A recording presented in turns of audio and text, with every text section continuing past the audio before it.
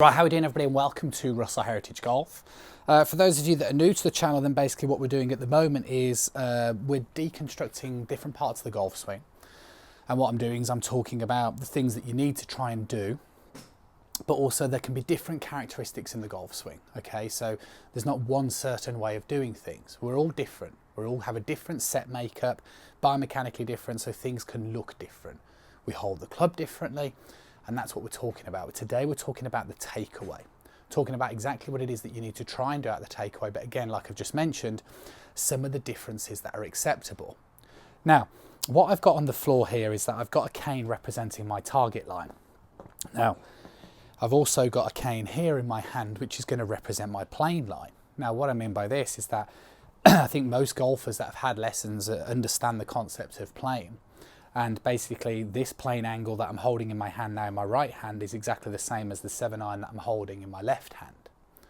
Now basically what needs to happen in the takeaway is that obviously as a priority we need to make sure that the club goes back on plane. Now the reference to the takeaway position would be, should we say, up to about when the club is parallel placed towards the ground, right? So that's what we're talking about today. However, what we're going to start talking about, we'll come back to this, is there's not one defined plane line, okay? So we can swing on a more vertical plane, we can swing on a more shallow plane. We're going to come back to that in a little bit. The point for introducing this is that cane that I was just tilting up and down is exactly the same as the ball to target line. So the first thing that we need to understand is when we talk about the concept of swinging on plane, it basically means that the shaft of the golf club needs to point down towards your ball to target line. If you do that, you're on plane. That's the first part of the takeaway, understanding what plane actually is, and that at home you can start using the target line or anything you want to put on the floor like a tape measure to represent the same as a plane line. First thing to understand is that basically when we hold the club, we grip it in the fingers and we sit the heel pad on top, and because the club is three-dimensional, it means that we have to hold it on this sort of angle. And what that means is that there's an indifference between the forearm and the back of the wrist. Whether you hold it strong or whether you potentially hold it weak, there'll still be that angle. So what you want to do as quickly as you can in the golf swing is that you want to flatten that relationship off. So you want to make sure that you get rid of that angle as you start to take the club back. It's going to help the club very early on travel along plane, but it's also going to start to give you a much flatter relationship between the forearm and the shaft. So that's something that we all need to be slightly mindful of. Okay, so what I'm going to do now is I've reintroduced my little target line, and I'm going to hold in my other hand a three-dimensional perspective of this as well. What's also going to pop up onto the screen is demonstrations of me doing this so you can kind of understand what it is that I'm getting at in more detail. If I tilt this cane to represent the same angle as the shaft angle that I'm holding, and I kind of get the club shaft to keep pointing down towards my ball to target line as I swing back, we can see the way eventually the two start to marry up and this ends up running along this plane line.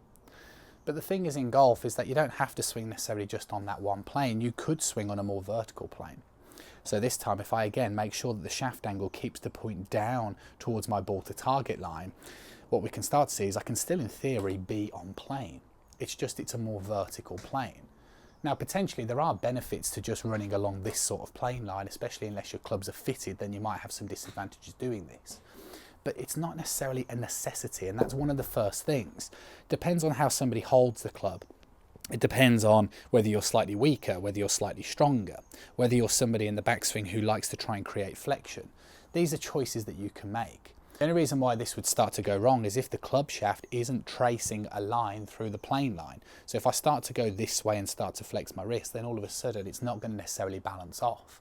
So as long as the shaft of the golf club continues to point down towards the ball to target line, then in theory, that's exactly where you need to be. If you end up working on a more vertical plane, then yes, the club face might look slightly indifferent. But again, it doesn't really matter at all. What's more important in the golf swing is that you are swinging it on plane, and that is what you're looking for in your takeaway. So it's an important thing to understand, because if I get the shaft of the golf club to trace through the plane line, then what starts to happen is it naturally encourages me to start to rotate and move my body.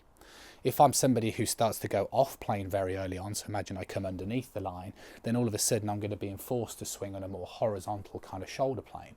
If I'm somebody who excessively goes off in the other direction, then potentially starts to create things like a swaying motion. What I'm saying is similar to the videos that are coming up onto the screen, is like most people, when they draw a line through the shaft of the golf club, normally just drew it through the shaft of the golf club. And if you go too much this way, then you perceive that you're off plane. It's not necessarily true. Like I keep saying, you can swing on a more vertical plane. It's absolutely fine. The best thing that you're looking for when you start to take the club back is to make sure that the shaft of the golf club is pointing down towards your ball to target line. That's why we see somebody like DJ start to look this way, Koepka this way, see other golfers that look more this way. That's why we get differences in the golf swing. That's why we see people with creating flexion. That's why we see people that keep the wrist flat. You know, that's why we see all these different types of grips. It doesn't really matter, right? Golf pros aren't necessarily always aware of this in terms of what they do. They just find something which is athletic and repeatable. But the problem is with amateurs is that sometimes we perceive that unless you're perfectly on this axis, then you're never going to find repeatability, which isn't true. The first indication and the best thing for you to start looking at is when you video your golf swing is to make sure that the shaft of the golf club is pointing down towards your ball to target line. Because you might not run completely flush towards that original shaft angle, but you're still on plane. My tip for really in terms of the takeaway is when you start videoing your golf swing is to watch the early journey of the club head going back.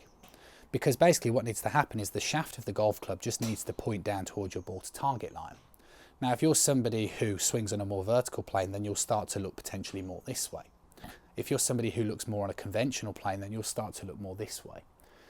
But the thing is, we're all wired slightly differently. And again, you can still get huge repeatability. And there's great examples out there on tour of golfers that will take the club away on a more vertical plane going back.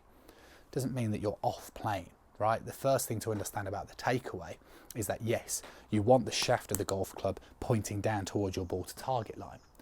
But this move is on plane as much as this move is on plane. Although when you move differently and depending on how you hold the club face will start to look different. It doesn't mean you're off plane. That's the first thing to understand. So in terms of what you need to do, trace the line. I'm sure you get the message from that. That's all you need to do when it comes to the takeaway. If you trace the line, you'll move correctly, you'll turn, you'll start to feel that you'll shift pressure, you'll stay centered. When you start to miss the line, that's when we tend to work, one way or another. In terms of as a feeling, then yeah, you just want to allow your right elbow, similar to what mine's doing here, just to work alongside with you on the same sort of plane. You don't want to be trying to trigger too much of a rotation or too outward one way or another. You get these things right in the takeaway, then actually it will start to feel pretty comfortable and pretty easy. And hopefully for a few of you out there today, you've already learnt maybe a couple of misconceptions about things, possibly about the plane line. That's potentially what you're fighting and the reason why you're struggling. Like I talked about earlier, it doesn't really matter about your grip, whether you've got a weak grip and you're creating flexion, whether you've got a strong grip. At the moment, as long as you trace through that line, that's all you've got to worry about.